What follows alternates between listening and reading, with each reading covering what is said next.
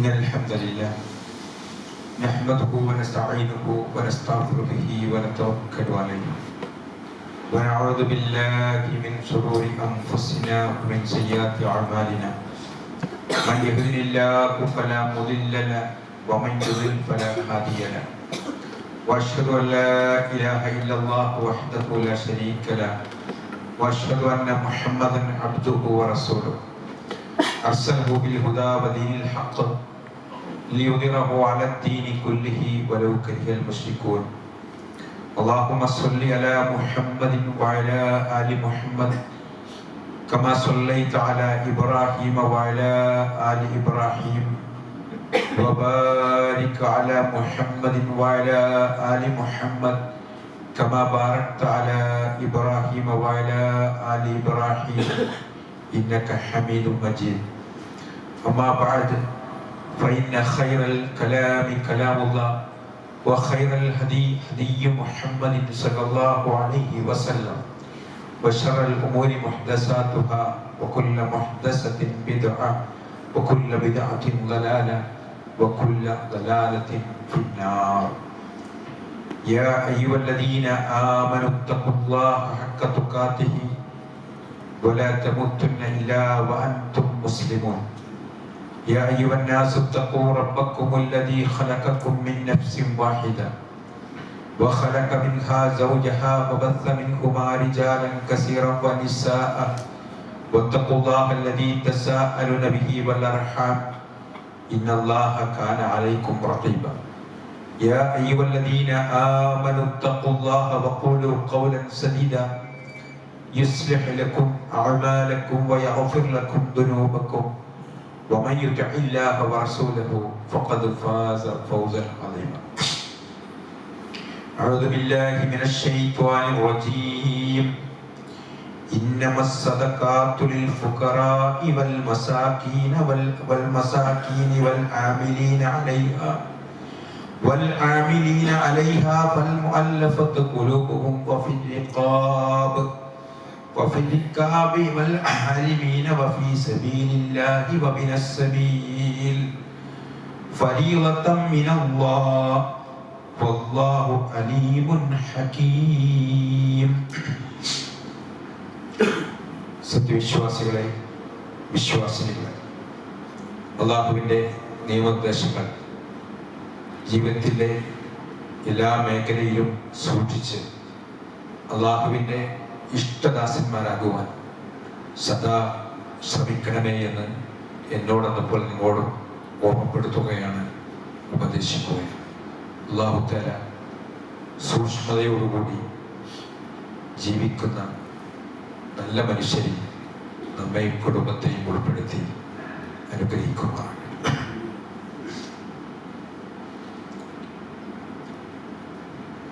ഇസ്ലാം പഞ്ചസ്തംഭങ്ങളിൽ എങ്ങനെയാണ് നമ്മൾ ഏത് കാര്യവും ചെയ്യേണ്ടത് എന്ന് സ്പഷ്ടമായി നമ്മെ പഠിപ്പിക്കുകയാണ്. ആ 5 കാര്യങ്ങളിലും ഒരു സംഘടിതമായ രീതി നമ്മൾ കാണുകയാണ്. എന്ന് പറഞ്ഞാൽ ഇസ്ലാമിലെ ഏത് കാര്യം എടുക്കപ്പെടും ഒരു ഒരുമയോടുകൂടി സംഘം ചേർന്നുകൊണ്ടുള്ള പ്രവർത്തനമാണ് നമ്മൾക്ക് കാണാൻ സാധിക്കുന്നത്. ഷഹാദത്ത് കലിമ ചൊല്ലിയ ഒരു മുസ്ലിം അവരെപ്പോഴും ഒരുമയിൽ നിലകൊള്ളണമെന്നും ആ ഐക്യം അവർക്ക് കാണുന്ന ഏറ്റവും വല്ലാത്തൊരു സംവിധാനമാണ് 5 നേരത്തെ നമസ്കാരം. വിശ്വാസികൾ പരസ്പരം ആ മഹലിലുള്ള ആളുകൾ മുഴുവനും 5 നേരവും കണ്ടുമുട്ടും. നമസ്കാരം കഴിഞ്ഞ് സലാം പറഞ്ഞ് പിരിഞ്ഞ് അടുത്ത വക്താവുമ്പോഴേക്ക് വീണ്ടും പള്ളിയിലേക്ക് വന്ന് ഓരോ മുസ്ലിമും കാണുമ്പോൾ സുബൈക്ക് കാണാത്ത ഒരാള് എന്തേ അസുഖം തൊട്ടോ എവിടെ പോയി എന്ന് അന്വേഷണം വരികയാണ്. അങ്ങനെ ഒരു ഒരുമ നമുക്ക് ആ ഒരു കൂട്ടായ്മ ആ നമസ്കാരത്തിൽ നമുക്ക് കാണാൻ സാധിക്കും. ഇസ്ലാമിന്റെ സക്കാത്തിലേക്ക് കടന്നാലും അവിടെയും സംഘടിതമായ ഒരു രൂപം.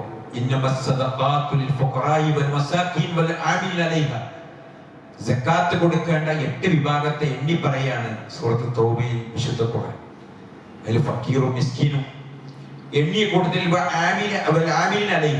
അതിലെ ഉദ്യോഗസ്ഥർ എന്ന് പറഞ്ഞാൽ ഇസ്ലാമിക ഗവൺമെന്റ് ഉള്ള രാജ്യത്ത് അതിന്റെ പിരിച്ച് അതിന്റെ ഉദ്യോഗസ്ഥരായ ആളുകൾ അർഹതപ്പെട്ടവർക്ക് അത് വിതരണം ചെയ്യുന്ന രീതിയിലുള്ള ആളുകൾക്ക് സക്കാത്തിനൊരു അവകാശമുണ്ട് എന്ന് പറഞ്ഞാൽ അവരുടെ ശമ്പളവും കാര്യങ്ങളൊക്കെ അവർക്ക് ഈ സക്കാത്ത് എടുക്കുന്ന രൂപമാണ് ഇസ്ലാമിക ഗവൺമെന്റ് ഉള്ള രാജ്യത്ത് ആ ഒരു ഭരണം നടപ്പാക്കുമ്പോൾ ചെയ്യേണ്ട രീതി വരെ പഠിപ്പിക്കുക. അല്ലാത്തയിടത്ത് നമ്മൾ സക്കാത്ത് കമ്മിറ്റി അതിന്റെ വീതം എടുക്കില്ലെങ്കിലും സക്കാത്ത് കമ്മിറ്റി എല്ലാ പള്ളിയിലും ഉണ്ടാവും, അല്ലെങ്കിൽ ആ പള്ളിയിൽ ഉണ്ടാവണം, ആ മഹലിൽ ഉണ്ടാവണം. പള്ളി ഒരു നമസ്കാരത്തിന്റെ സ്ഥലം മാത്രമല്ല ഇസ്ലാമിൽ എന്ന് പറഞ്ഞാൽ. ഇപ്പൊ ആളുകൾ എന്തോ ഒരു പ്രശ്നം ഉണ്ടെങ്കിൽ അത് നടക്കാക്കണമെങ്കിൽ പള്ളിയിൽ പോയി പറയുന്ന പോലെ. യഥാർത്ഥത്തിൽ അതിന്റെ യഥാർത്ഥ റൂട്ട് എന്താ? പള്ളിയിൽ പോയി പറഞ്ഞാൽ ആ പ്രശ്നമായിട്ട് പരിഹരിക്കുന്നു. റസൂലുള്ളാഹിന്റെ കാലത്ത് പള്ളിയിൽ വന്ന് പറഞ്ഞാൽ ആ പ്രശ്നത്തിന് പരിഹാരമുണ്ടായി. ഒരു സാധുവായ മനുഷ്യൻ പള്ളിക്ക് വരുമ്പോഴാണ് ആരാണ് ഈ സാധുവിന് ഊട്ടാനുള്ളത്, ഭക്ഷണം കൊടുക്കാനുള്ളത് എന്ന് ചോദിക്കുമ്പോൾ അതിൽ നിന്ന് ഒരു സഹാബി ഞാൻ ഏറ്റു എന്ന് പറയാൻ. ഇങ്ങനെ എന്ത് കാര്യം പള്ളിയിൽ വന്ന് പറഞ്ഞാലും ആ പള്ളിയിൽ നിന്ന് അതിന് പരിഹാരമുണ്ടാകുന്ന രീതിയാണ് ഇസ്ലാമിന്റെ രീതി. അതെ, ഇന്നിപ്പോ അതൊരു വെറും വർത്തനായിട്ട് നടക്കാക്കാൻ പള്ളിയിൽ പോയി പറഞ്ഞാൽ മതി എന്നുള്ളടത്തേക്ക് എത്തിയിട്ടുണ്ട്. അത്രക്ക് കീഴ്പോട്ട് പോയിട്ടുണ്ടെന്നുള്ളത് വസ്തുതയാണ്. അവിടെയാണ് നമ്മുടെ പള്ളിക്കുള്ള മാറ്റം എന്ന് പറഞ്ഞാൽ സക്കാത്തൊക്കെ സംഘടിതമായി ഒരുമിച്ച് കൂട്ടി അതിന്റെ അർഹതപ്പെട്ട ആളുകൾക്ക് എത്തിക്കുന്ന ആ ഒരു സംവിധാനം. ആ സംവിധാനം ശരിക്ക് ജമായത്തായി സംഘം ചേർന്ന് നമസ്കാരം പോലെ അവരവന്റെ വീതങ്ങൾ കണക്ക് കൂട്ടി, കുടുംബത്തിന്റെ വീതം കണക്ക് കൂട്ടി അത് പള്ളിയിൽ ഏൽപ്പിച്ച്, അല്ലെങ്കിൽ നമ്മുടെ കമ്മിറ്റിയെ സക്കാത്ത് കമ്മിറ്റിയെ ഏൽപ്പിച്ച് അതിന്റെ വിതരണ രീതി ഉണ്ടാകുമ്പോൾ അത് അർഹതപ്പെട്ടവർക്ക് കിട്ടുകയും എല്ലാ കൊല്ലം ഒരാൾക്ക് സക്കാത്ത് കൊടുക്കേണ്ട ഒരു രീതി വരാതിരിക്കുകയും ചെയ്യുമെന്നതാണ്. ഇസ്ലാമിന്റെ സക്കാത്ത് എന്നുള്ള പദത്തിന്റെ അർത്ഥം തന്നെ വിശുദ്ധി, വളർച്ച എന്നാണ്. ഇത് പറഞ്ഞാൽ സാമ്പത്തിക രംഗത്തുള്ള വളർച്ചയും സമ്പത്തുമായി ബന്ധപ്പെട്ട ഓരോ വ്യക്തിയുടെയും ശുദ്ധതയും വിശുദ്ധിയും കൈവരിക്കുവാൻ സക്കാത്ത് സഹായകമാകുന്നു എന്നതാണ്. അങ്ങനെ സക്കാത്ത് കൊടുക്കുമ്പോൾ സക്കാത്ത് വാങ്ങാൻ ആളില്ലാത്ത വിധം ഉള്ളൊരു ചരിത്രം നമുക്ക് കാണുകയാണ്. എന്ന് പറഞ്ഞാൽ 25 രാവിനോ മറ്റേതോ സമയത്തോ നമ്മൾ കണക്കൂട്ടി കൊടുക്കുന്ന ഒരു ചെക്കാത്തായിട്ട് കൊടുക്കുന്നതല്ല സക്കാത്ത്, മറിച്ച് ആ പ്രശ്നം പരിഹരിക്കലാണ്.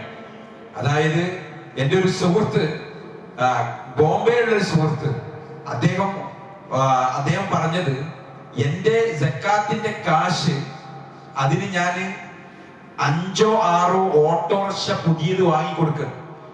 ആ ഓട്ടോറിക്ഷ വാങ്ങിക്കൊടുക്കുമ്പോൾ ഏറ്റവും അർഹതപ്പെട്ട ആളെ നോക്കി കണ്ടെത്തി 2 പേർക്ക് ഒരു ഓട്ടോറിക്ഷ കൊടുക്കുക. ഒരാൾ ഡേ ഓടും, ഒരാൾ നൈറ്റും ഓടും.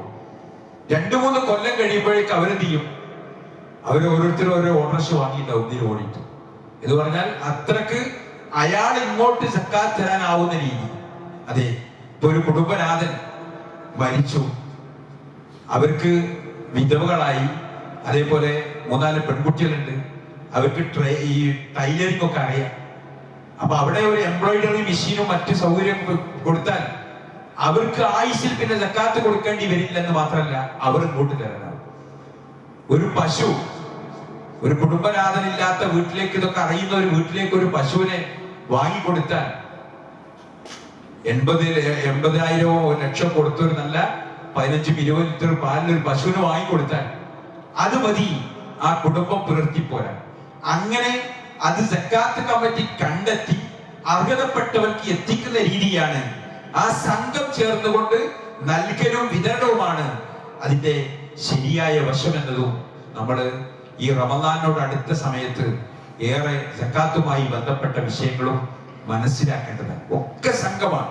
എല്ലാവരും റമദാൻ ആവുമ്പോൾ ഒരുമിച്ച് നോമ്പെടുക്കാൻ, ഹജ്ജാവുമ്പോൾ ലോകത്തിന്റെ നാനാഭാഗത്തുള്ള മുസ്ലിങ്ങളുടെ പ്രതിനിധികൾ ഓരോ വർഷവും സംഘമായി ലബ്ബൈക് അല്ലാഹുമ്മ ലബ്ബൈക് ലബ്ബൈക് ലാ ശരീക ലക ലബ്ബൈക് ഇന്നൽ ഹംദ വന്നിഅമത ലക വൽ മുൽക് ലാ ശരീക ലക് എന്ന് പറഞ്ഞുകൊണ്ട് അല്ലാഹുവിന്റെ വിളിക്കുത്തരം നൽകിയതാ വന്നിരിക്കുന്നു. എനിക്ക് യാതൊരു പങ്കുകാരുമില്ല.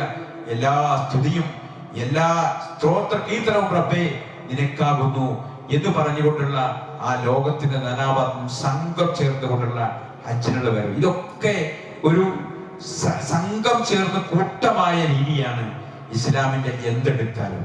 അതുകൊണ്ട് സക്കാത്തുമായി ബന്ധപ്പെട്ട വിഷയത്തിന്റെ ഗാംഭീര്യം അത് നമ്മൾ കറക്റ്റായിട്ട് ഉൾക്കൊള്ളേണ്ടുന്ന ഒരു കാര്യമാണ്. എന്ന് പറഞ്ഞാൽ നാളെ പരലോകത്ത് നമ്മളെ സാമ്പത്തികവുമായി ബന്ധപ്പെട്ട ഇടപാടുമായി അതീവ ഗൗരവമായിട്ടാണ് നബി സല്ലല്ലാഹു അലൈഹി വസല്ലം പഠിപ്പിച്ചത്. സാധാരണ ഒരു മയ്യത്ത് മുന്നിൽ വെച്ചാൽ നമ്മളൊക്കെ എത്രയോ മയ്യത്തിന്റെ കൂടെ പോവുകയും അതിൽ പങ്കാളികളാവുകയും നമസ്കരിക്കുകയും ഖബറൊക്കെ ചെയ്ത ആളുകളാണ് എല്ലാവരും. അവിടെ ഒരു അനൗൺസ്മെന്റ് ഉണ്ടാവാറുണ്ടല്ലോ, എന്താണ്? വാക്കാലോ പ്രവർത്തിയാലോ വല്ലതും വന്നു പോയിട്ടുണ്ടെങ്കിൽ നിങ്ങൾ ഈ ഒരു അവസ്ഥ നമുക്ക് വരാനുള്ള എന്ന് മനസ്സിലാക്കി പൊരുത്തപ്പെട്ടു കൊടുക്കണം. അത് നബി സ്വല്ലല്ലാഹു അലൈഹി വസല്ലം പറഞ്ഞ വാക്കല്ല, അത് റസൂൽ പറഞ്ഞ വാക്കല്ല. ഇതുപോലെ അതൊക്കെ നമ്മൾ ഇപ്പം ചെയ്യേണ്ടതാണ്. നമ്മൾ ജീവിച്ചിരിക്കുമ്പോഴാണ് ആരോടോ തെറ്റുകയോ പിണങ്ങോ വാക്കോ പറഞ്ഞിട്ടുണ്ടെങ്കിൽ അത് പൊരുത്തപ്പെടിക്കേണ്ടത് നമ്മൾ ജീവിച്ചിരിക്കുമ്പോഴാണ്. മുഹമ്മദ് നബി സല്ലല്ലാഹു അലൈഹി വസല്ലം മയ്യത്ത് വെച്ചിട്ട് പറഞ്ഞതെന്താ? ഇദ്ദേഹം ഒരു സഹാബിന്റെ മയ്യത്ത് മുന്നിൽ വെച്ചിട്ട് നിസ്കരിക്കാൻ നിൽക്കുന്നതിന് മുമ്പ് റസൂൽ ചോദിച്ചത് സാമ്പത്തികമായി വല്ല ഇടപാടും ഇദ്ദേഹം ആർക്കെങ്കിലും തരാനുണ്ടോ എന്നാണ്. അപ്പോഴാണല്ലോ ഒരു സഹാബി എഴുന്നേറ്റ് നിന്നിട്ട് അല്ലാഹുവിന്റെ റസൂലേ, എനിക്ക് 2 ദീനാർ അദ്ദേഹം തരാനുണ്ട് എന്ന് പറഞ്ഞപ്പോ റസൂൽ പെട്ടെന്ന് ഇമാമ നിൽക്കാൻ വിചാരിച്ച റസൂൽ അങ്ങോട്ട് മാറിയപ്പോഴാണ് ഒരു സഹാബി റസൂലേ, അത് ഞാൻ ഏറ്റിരിക്കുന്നു. 2 ദീനാർ എന്ന് പറഞ്ഞാൽ ഇന്നിപ്പോ ഒരു 500 രൂപ ഉണ്ടാവും. ആ ഒരു 500 രൂപ ഈ മയ്യത്തായി കിടക്കുന്ന മനുഷ്യൻ ഒരാൾക്ക് കൊടുക്കാനുണ്ടായപ്പോ അതിന്റെ പേരിൽ റസൂല മാറി നിന്നിരുന്നു. അങ്ങനെ ഞാൻ ഏറ്റു എന്ന് ഒരു സഹാബി പറയുമ്പോ റസൂല ആ മയ്യത്ത് നമസ്കരിച്ച് പിറ്റേന്ന് ഈ പറഞ്ഞ സംഘടിതമായി നിൽക്കുന്ന ജമാഅത്ത് നമസ്കാരത്തിന് ആ സഹാബി എത്തിയപ്പോ റസൂല ചോദിക്കാണ്, വീട്ടിയോ എന്ന്. ജമാഅത്തിന് വന്നപ്പോ അദ്ദേഹത്തോട് ചോദിച്ചത് വീട്ടിയോ? ഇല്ല, ഞാൻ വീട്ടിക്കോളാം. കാരണം ആ സഹാബി സാമ്പത്തികമായി പ്രയാസങ്ങളായിരിക്കും, അപ്പാട് ഏറ്റതാണ്. അങ്ങനെ 2ാമത്തെ ദിവസം റസൂല ആ ജമാഅത്തിന് വരുമ്പോ ചോദിക്കാണ്, വീട്ടിയോ? ഇല്ല, ഞാൻ വീട്ടിക്കോളാം റസൂൽ.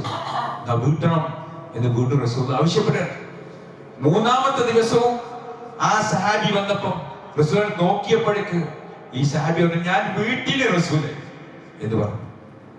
റസൂൽ പറഞ്ഞു, ഇപ്പോഴാണ് ആ സഹാബി, മരിച്ച സഹാബി കടത്തുനിന്ന് മുക്തമായത് എന്ന് പറഞ്ഞാൽ സാമ്പത്തികമായ ഇടപാടിന്റെ സീരിയസ് പറഞ്ഞുകൊണ്ട് മുഹമ്മദ് നബി സ്വല്ലല്ലാഹു അലൈഹി വസല്ലം പഠിപ്പിക്കാണ്, രക്തസാക്ഷിയായ ഒരാൾക്ക് പോലും അള്ളാഹു പുറത്തു കൊടുക്കൂല, കടം ഷഹീദിന്റെ പോലും പൊറുക്കൂല എന്ന്.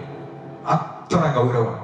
അപ്പൊ അതുകൊണ്ട് സക്കാത്തിന്റെ വിഹിതം നമ്മുടെ ആരുടെ കൈകളിലുണ്ടെങ്കിലും, ഇങ്ങനത്തെ സാമ്പത്തിക ഇടപാടൊക്കെ എല്ലാവരും ചോദിക്കും, മൂത്ത മകൻ ഏറ്റിരിക്കുന്നു എന്ന് പറയും. എന്നാൽ സക്കാത്തിന്റെ ഉണ്ടോന്ന് ആരും ചോദിക്കില്ല. അത് ആ സമയബന്ധിതമായി അപ്പോൾ തന്നെ നമ്മൾ നിർവഹിക്കേണ്ടുന്ന ഒന്നാണ്. കൃത്യമായിട്ട് ആരോ നിസ്കരിച്ചോ അല്ലെങ്കിൽ സക്കാത്ത് കൊടുത്തോ ഒന്നും ചോദിക്കാറില്ല. അതൊക്കെ നമ്മൾ ആ സമയത്ത് തന്നെ നിർവഹിക്കേണ്ടതാണ്. അതുകൊണ്ട് അതാരും ചോദിക്കൂല. എന്നാൽ സക്കാത്തിന്റെ മുതലെങ്ങാനും നമ്മളിൽ ഉണ്ടെങ്കിലോ നമ്മുടെ സ്വത്ത് മൊത്തം നിഷിദ്ധമായ സ്വത്താണ്. നമ്മുടെ സ്വത്ത് മൊത്തം നിഷിദ്ധമാകുകയാണ്. അതുകൊണ്ട് ഹറാമായ ഭക്ഷണമാണ് നമ്മൾ കഴിക്കുന്നത്. പിന്നെ നല്ല സീരിയസ് ആയി കാണണം ഇതിന്റെ ഗൗരവം, സക്കാത്തിന്റെ ഗൗരവം. ആകെ എത്ര കൊടുക്കേണ്ടതുള്ളൂ? 2.5%. അല്ലേ? ഒരു 100 രൂപ ഉണ്ടെങ്കിൽ 2.50 സക്കാത്ത്. 1000 രൂപ ഉണ്ടെങ്കിൽ 25 രൂപയാണ് സക്കാത്ത്. 1,00,000 രൂപ ഉണ്ടെങ്കിൽ 2500 രൂപയാണ് സക്കാത്ത് കൊടുക്കേണ്ടത്. 100 പവൻ ആഭരണം ഉണ്ടെങ്കിൽ 2.5 പവനാണ് സക്കാത്ത് കൊടുക്കേണ്ടത്. 50 പവൻ ആഭരണം ഉണ്ടെങ്കിൽ 1.25 പവനാണ് നമ്മൾ ചെയ്യേണ്ടത് സക്കാത്തായിട്ട് കൊടുക്കേണ്ടത്. ഇങ്ങനെ സക്കാത്തിന്റെ വിഹിതം, ആ വിഹിതം കൃത്യമായി നമ്മൾ കൊടുക്കാതിരുന്നാൽ അതിന്റെ അതീവ ഗൗരവമുള്ള ശിക്ഷ നമുക്ക് വരാനുണ്ട്. ഖുർആൻ സക്കാത്തുമായി ബന്ധപ്പെട്ട് പ്രത്യേകിച്ച് സഹോദരിമാർ ഏറെ ശ്രദ്ധിക്കേണ്ടുന്ന ഭാഗമാണ്. അവിടെ ഖുർആനിൽ സക്കാത്ത് കൊടുക്കാത്തവന്റെ ഗൗരവത്തെ പറ്റി പറഞ്ഞെടുത്ത് വിശുദ്ധ ഖുർആൻ സൂറത്ത് തൗബയിൽ യൗമ യുദ്ബ അദ്ബാറുഹും വജിബാറുഹും വദുഹൂറുഹും, അവിടെ മുതുകിലും പെരടിയിലും പാർശ്വത്തിലും അതുകൊണ്ട് ചൂട് വെക്കപ്പെടും. കൃത്യമായിട്ട് നരകത്തു നിന്നുള്ള ഒരു ഇസ്തിരി പോലത്തെ ഒരു ചൂട് ശരിക്ക് അതിന്റെ ആ ഉപയോഗിച്ച സക്കാത്ത് കൊടുക്കാത്ത മുതലിന് അവിടെ സംഘടിച്ച് സംഭരിച്ചു വെച്ചതിന്, അത് ലോക്കറിൽ വെച്ചതിന് എല്ലാം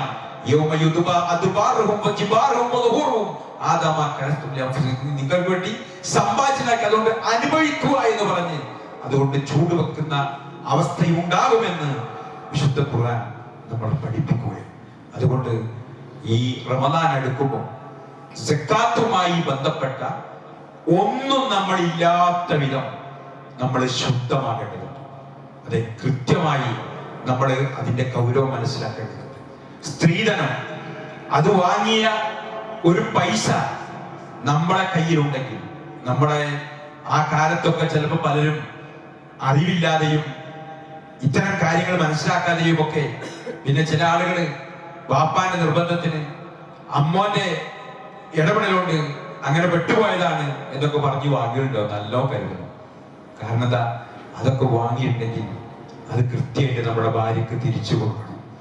അല്ല, കൊടുക്കാനുള്ള വകുപ്പില്ല എങ്കിൽ നമ്മൾ താമസിക്കുന്ന വീട് നമ്മുടേതാണോ, എത്രയാണോ അവൾ ആഭരണം എടുത്തത്, എത്ര ലക്ഷമാണ് അവൾ വാങ്ങിയത്, അതിന് കണക്കാക്കി, മൂല്യം കണക്കാക്കി ആധാരത്തിൽ രജിസ്റ്റർ ചെയ്ത് അവൾക്കത് നൽകണം. ഇല്ലെങ്കിൽ അത് നമ്മുടെ കടബാധ്യതയായി നിൽക്കും. ഭർത്താവ് മരിച്ചാൽ ഭാര്യക്ക് 8/1 കിട്ടുക. ഈ വീട് ആരും കൊടുക്കൂല. അതുകൊണ്ട് അവളുടേതായിട്ട് എന്തെങ്കിലും നമ്മുടെ കൈവശമുണ്ടോ, അത് ഭാര്യൻ്റെതാണെങ്കിലും അത് നമ്മളൊന്നല്ലേ എന്ന് പറഞ്ഞിട്ട് കാര്യമില്ല, ഒന്ന് തന്നെയാണ്. പക്ഷെ അവരുടെ ഹക്ക് അവർക്ക് അവകാശപ്പെട്ടത്. അതുകൊണ്ട് അതും ഒരു കടമായി നമ്മൾ കാണും. ഇങ്ങനെ എല്ലാ നിൽക്കും ശുദ്ധമായി കൊണ്ടാണ് നമ്മൾ റമദാനിലേക്ക് പ്രവേശിക്കേണ്ടത്. അതിന്റെ ഗൗരവം നമ്മൾ മനസ്സിലാക്കേണ്ടത്. അല്ലാഹു ഇതെല്ലാം ശ്രദ്ധിച്ചും സൂക്ഷിച്ചും സാമ്പത്തിക രംഗത്തുള്ള വിശുദ്ധി പാലിച്ചും നമ്മൾ ഏറെ ശ്രദ്ധിച്ച് ജീവിതത്തെ ചിട്ടപ്പെടുത്തിയെടുക്കാൻ നമുക്ക് എല്ലാവർക്കും അല്ലാഹു തൗഫീഖ് നൽകി അനുഗ്രഹിക്കുമാറാകട്ടെ.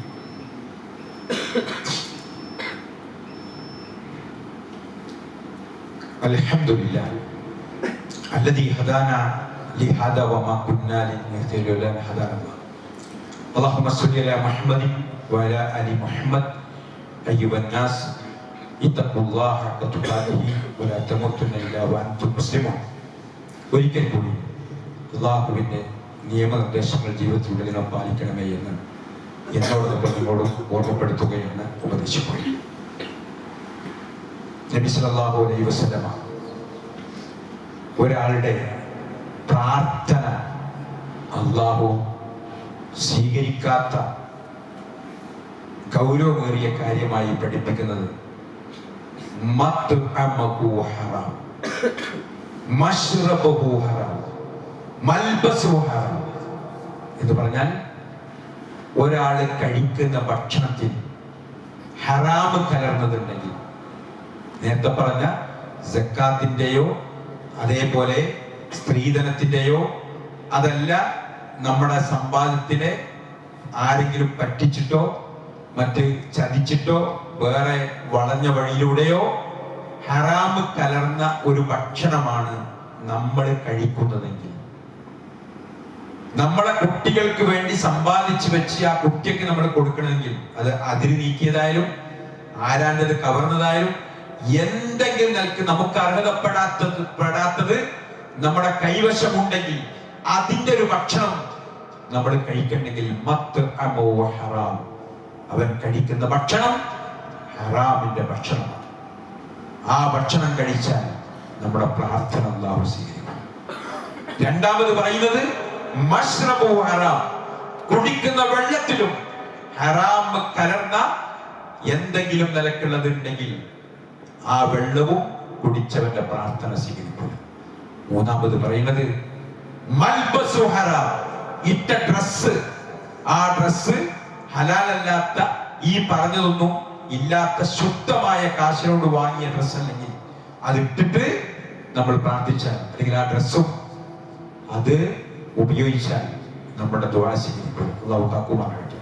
ഒരു നിലക്കും ഒരു അർഹതപ്പെടാത്ത ഒന്നും നമ്മൾ എടുക്കാൻ പാടില്ല, കഴിക്കാൻ പാടില്ല, നമ്മളെ മക്കൾ കഴിക്കാൻ പാടില്ല, നമ്മളെ പേരക്കുട്ടികൾക്ക് നമ്മൾ കൊടുക്കാൻ പാടില്ല. അത്ര ഗൗരവമാണ്. കാരണം നമ്മളെ മക്കള്, നമ്മളെ പേരമക്കള്, അവരൊക്കെയാണ് നമ്മളെ മയ്യത്ത് മുമ്പിൽ വെക്കുമ്പോൾ തുടിക്കുന്ന ഹൃദയവും നനയുന്ന കണ്ണീരുമായി അല്ലാഹു ഗഫർ ലഹു വർഹംഹു, എന്റെ ഉപ്പാക്ക്, എന്റെ വല്യപ്പാക്ക്, എന്റെ ഉമ്മാക്ക് പുറത്തു കൊടുക്കണേ അല്ലാഹുവേ എന്ന് മനം പൊട്ടി പ്രാർത്ഥിക്കുമ്പോൾ ഹറാം കലർന്നതാണ് അവർ കഴിച്ചതെങ്കിൽ, നമ്മൾ അവർക്ക് ഉണ്ടാക്കി വെച്ചതെങ്കിൽ, അതിനാണ് അവർ ഭക്ഷിച്ചതെങ്കിൽ, അവരെ ഭക്ഷണവും അവരെ വസ്ത്രവും അവർ കുടിച്ചതും അതാണെങ്കിൽ പ്രാർത്ഥന സ്വീകരിക്കില്ല എന്ന ഗൗരവം നമ്മൾ ഓരോരുത്തരും ഉൾക്കൊണ്ട് ആ ഒരു സൂക്ഷ്മതയും നമുക്ക് എല്ലാവർക്കും ഉണ്ടാവേണ്ടതുണ്ട്. ഒരു നിലക്കും ഹറാമ് കലരാത്ത എല്ലാ ഇടപാടുകളും കൃത്യമാക്കി അങ്ങനെ നൽകാൻ നമുക്ക് കഴിയേണ്ടതുണ്ട്. അല്ലാഹു തൗഫീഖ് നൽകുമാറാകട്ടെ. ഒപ്പം ചേർത്ത് നമ്മൾ മനസ്സിലാക്കാനുള്ളത്, നമ്മൾ റമദാനിലേക്ക് പ്രവേശിക്കുമ്പോൾ ഈ ലോണ് കാര്യങ്ങൾ ആവശ്യമില്ലാത്തൊക്കെ എടുത്തിട്ട് പലിശ ഇതൊക്കെ ഉണ്ടെങ്കിൽ കരുതണം. ഇത് പറഞ്ഞാൽ അതീവ ഗൗരവമായ വൻപാപമായി സഭയിൽ മുപിക്കാത്ത 7 വൻപാപങ്ങളിൽ എണ്ണിയതാണ് പലിശ. നമുക്കറിയാലോ, അത് വാങ്ങുക, അത് കൊടുക്കുക, അതിന് സാക്ഷി നിൽക്കുക, ഇതെല്ലാം ശപിക്കപ്പെട്ടതാണ്. അതെ, ഒന്നും പാടില്ല. ഒരു ലോണിന് വേണ്ടി ബാങ്ക് പോയി ഒപ്പിട്ടാൽ നമ്മളതിന്റെ സാക്ഷിയായി, അത് പാടില്ല, അത് ഗൗരവമാണ്.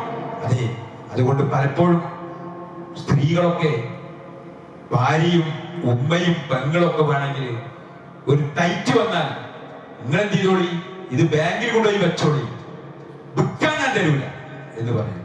എന്നിട്ടോ ഇതിന്റെ പലിശ കൊടുത്തപ്പോൾ അതൊക്കെ പോകും. യഥാർത്ഥം അത് വിറ്റാ മതി, എന്നിട്ട് ഉണ്ടാകുമ്പോ വാങ്ങി കൊടുത്താൽ മതി, എന്നാ പലിശ അല്ലല്ലോ. പക്ഷേ ബാങ്കിൽ വെക്കാനാ കൊടുക്കുക, പലിശക്ക കൊടുക്കുക. അതുകൊണ്ട് അത് കൊടുക്കലായാലും വാങ്ങലായാലും ഒക്കെ ഗൗരവം വരുന്ന അങ്ങനെയുള്ള ഇടപാടുകളൊക്കെ ഉണ്ടെങ്കിൽ ഒക്കെ അവസാനിപ്പിച്ചിട്ട് വിശുദ്ധമായിട്ട് റമദാനിലേക്ക് പ്രവേശിക്കാൻ നമ്മൾ കഴിയേണ്ടതുണ്ട്. ആവശ്യമില്ലാത്ത ലോണും കാര്യങ്ങളും ഒക്കെ അപ്പുറത്തുള്ള ഒപ്പിച്ചിട്ട്, അതെ, എന്താണ് നിങ്ങൾ ഉസ്താദെ പറയുന്നത്, ബാങ്കിൽ നിന്ന് പൈസ എടുക്കാതെ എങ്ങനെ വീടുണ്ടാക്കുക എന്നൊക്കെയുള്ള ചോദ്യമുണ്ട്. എന്ന് പറഞ്ഞാൽ നമ്മുടെ വീട് എന്ന് പറയുമ്പോൾ ഭയങ്കര സംവിധാനം, വാർപ്പും കമ്പിയും മറ്റു പലതും ഇങ്ങനെ ആലോചിക്കുമ്പോഴാണ് നമുക്ക് ചുണ്ടിനടക്കുന്നത് കൊത്തിയാൽ മതി, നമുക്ക് ഉള്ളിൽ ഉണ്ടാക്കിയാൽ മതി, ഉണ്ടാക്കുമ്പോൾ ബാക്കി ഉണ്ടാക്കിയാൽ മതി.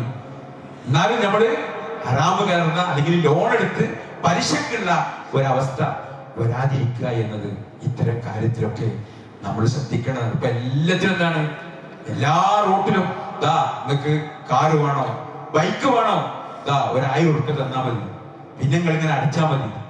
അതൊക്കെ പലിശയാണ്. അങ്ങനെ ഒരു നിലക്കും ലോണും പലിശയിലൊക്കെ കുടുങ്ങിയാൽ നമ്മുടെ പ്രാർത്ഥനയെ, നമ്മുടെ റമദാനിലേക്ക് പ്രവേശിച്ച നമ്മുടെ ഇബാദത്തിനെ എല്ലാം ബാധിക്കുമെന്നുള്ള ഗൗരവം നമുക്കുണ്ടാകേണ്ടതുണ്ട്. ഒരു പുതിയ കാർ എടുക്കാൻ കഴിയില്ല, ഒരു പുതിയ ബൈക്ക് എടുക്കാൻ കഴിയില്ല, സെക്കൻഡ് ഹാൻഡ് എടുത്താൽ മതി, നമുക്കങ്ങനെ പോയാൽ പോലെ. ഉള്ളവരെ എടുത്തോട്ടെ, ഇല്ലാത്തവര് ഇതിനനുസരിച്ച് മതി. അങ്ങനെ ഒതുങ്ങി ഒരു ഉൾക്കൊണ്ട് ഇതിന്റെ ഗൗരവം മനസ്സിലാക്കി ജീവിതം ചിട്ടപ്പെടുത്താൻ നമുക്കൊക്കെ സാധിക്കേണ്ടതുണ്ട്. അല്ലാഹു തൗഫീഖ് നൽകുമാറാകട്ടെ. നമ്മുടെ പാപങ്ങൾ അല്ലാഹു പുറത്തെരുമാകട്ടെ.